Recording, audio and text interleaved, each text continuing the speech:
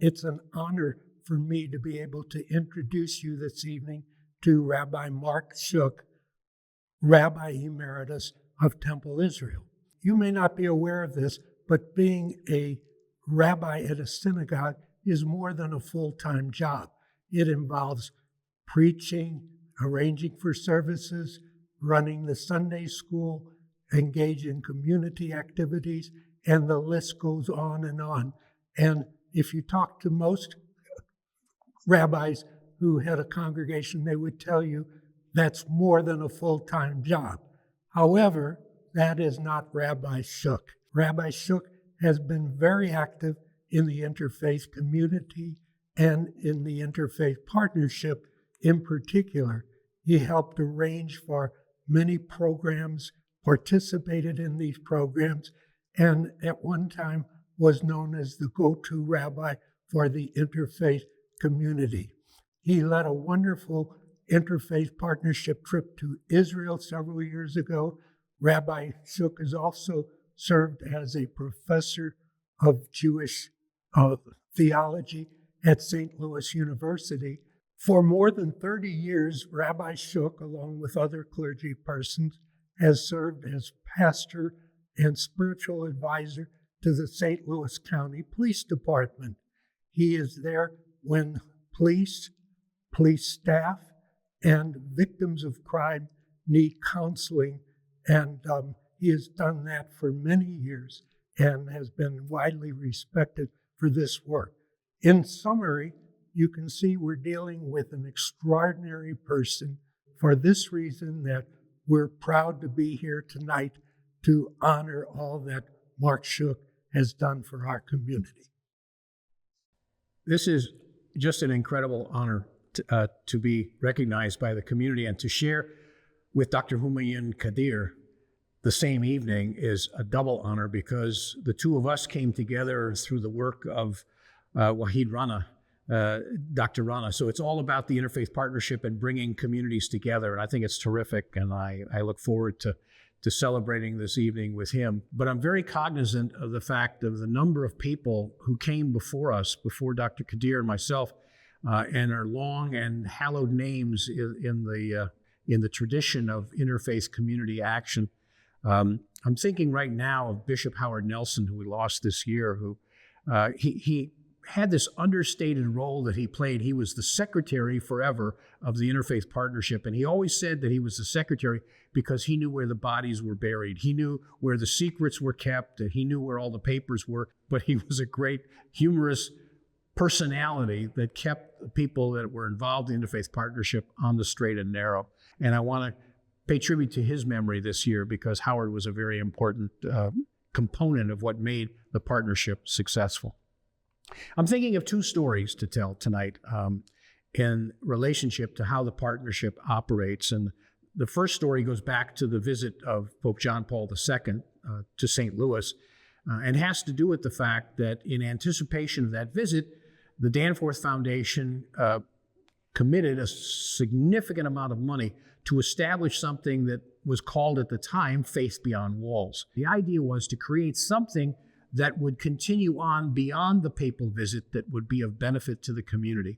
So Faith Beyond Walls gets established, and we have this whole organization structure and everything else, and it's decided that Faith Beyond Walls is going to ceremonially present a banner to John Paul II while he is at the Cathedral Basilica at an evening service. After the service was over, and everybody's filing out of the Cathedral Basilica, Fred Bottomer from KMOX News Radio comes up to me and sticks a microphone in my face and he says, "Rabbi, what makes you think that this organization is going to be any more long-lasting than any other organization that has had these high ideals?" I mean, this was the cynic's, question, bringing you down from a moment of great triumph to a moment of, oh, now, what do I do now? Well, the answer is 1999. It's now 2024, and we're still here. And the Interfaith Partnership is still active and going strong and creating networks and communities outside of just St. Louis to go on the Interfaith Partnership model. The second story has to do with a trip that the Interfaith Partnership sponsored in honor of its 20th anniversary, And it was a trip to the Holy Land, and it was an interfaith trip. About 28 people from 7 different religious denominations got together, and we went to Israel. We had this amazing experience visiting Christian, Islamic, Jewish, Baha'i, all kinds of sites in Israel.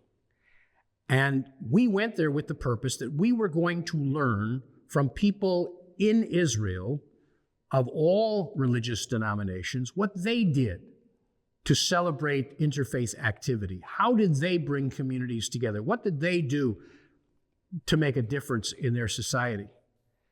We were not prepared for what happened. What happened was the opposite. People would come up to us on the street and they would say, it was almost like they were afraid of being overheard. And they would say, "Are you Jewish?" And I would say, "Yeah." I say, "And is that person Muslim?" And I would say, "Yes." And is that person a Christian? I would say, "Yes." And then they would say, "How did you do this? Are you all on the same trip? How do you bring these people together?" And we found out that the dynamic had been flipped, that someone was asking us, St. Louis Interfaith Partnership, 20-year survivor of organizational life, what did we do that made it possible to bring these communities together? It's been a pleasure and an honor to be here, and one of the lasting memories I have on the trip going to Israel was Sister Carla Mae Streeter sitting in between 16 other people on the airplane. It was a very crowded airplane, and she was reading a very thick tome. And I remember I got up to stretch, and I walked over to Sister Carla Mae, and I said, "What book are you reading?" And Sister Carla Mae responded to me, and she said, "I'm reading Harry Potter and the Deathly Hallows." And if ever anything would sum up the way the whole partnership was, it was we had great people who were not so closed in by their own religious communities that they couldn't see the outside world.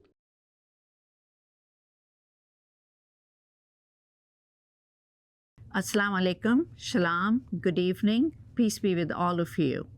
It's my great honor to introduce Dr. Humayun Quadir, who is a great friend, a great community leader for Islamic Foundation and Muslim community in Greater St. Louis, and also the Interfaith Partnership and Interfaith community.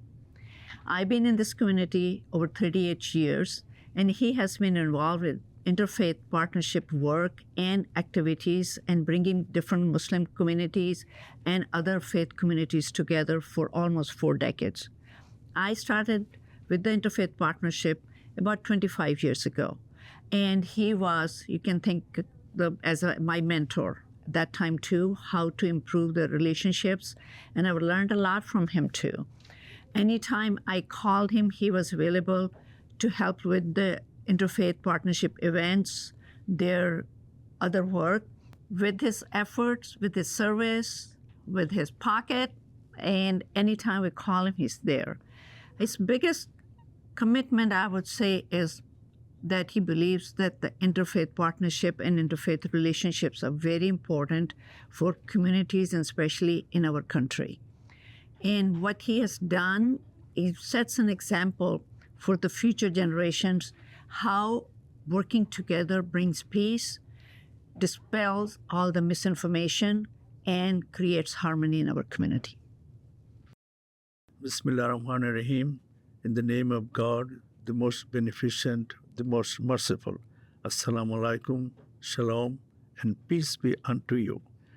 Thank you, Dr. Ghazal Hayat, for your gracious introduction of me. As a proud member of the Interfaith Partnership of St. Louis, I accept this wonderful Lifetime Achievement Award with gratitude and deep sense of humility. I thank you all here, members and supporters of the Interfaith Partnership, as it is on your behalf that the Interfaith Board of Directors and the Interfaith Cabinet decided, to my surprise, to choose me as one of the recipients of this year's Lifetime Achievement Award. This shows that even a little contribution towards the mission and vision of this great organization does not go unnoticed by its leaders. During my long association with this organization, I was fortunate to have acquired the friendship of some great and amazing people like Rabbi and G.N. Schneider, Rabbi Shook, Dr. David Orton, Dr. Javier Orozco, and many other names are in my mind. What attracted me towards this great organization some 40 years ago was its mission and vision, seeking to combat bias, prejudice, and hate by bringing people together of different faiths to bridge differences, find unity in diversity, and build a more inclusive St. Louis where all can feel safe and secure in the practice of their faiths. My religion, Islam, urges dialogue with people of different faiths, as God says in the Quran, "O mankind, we made you into nations and tribes that you may know each other."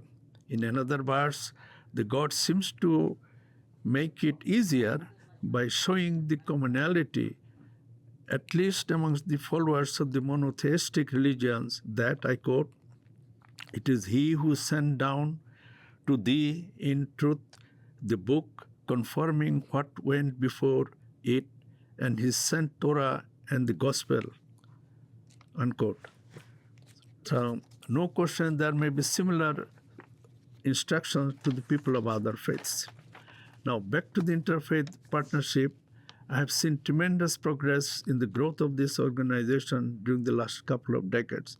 Almost 4 decades ago, in 1985 to be exact, we few Muslims organized the first interfaith dinner with home-cooked chicken curry in the airport Hilton Inn across only a couple of tables. Now look where we are today.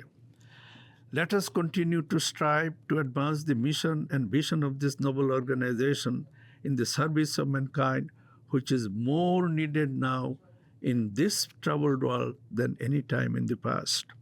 Before I finish, I wish to leave a couple of suggestions for the leaders of this noble organization to further the impact of its mission and vision. By establishing regular contacts amongst the houses of worship in the larger St. Louis area, to increase the participation of its adherents in the activities of the Interfaith Partnership, and 2, by establishing educational programs for the educational institutions by providing tools in the form of design programs for its various activities. May we then invoke the blessings of God in the pursuit of the mission and vision of this Interfaith Partnership toward the creation of an environment free of hate, prejudice, and religious bigotry, so that we all can live in peace and harmony in this great country of ours. Thank you again for your presence here this evening.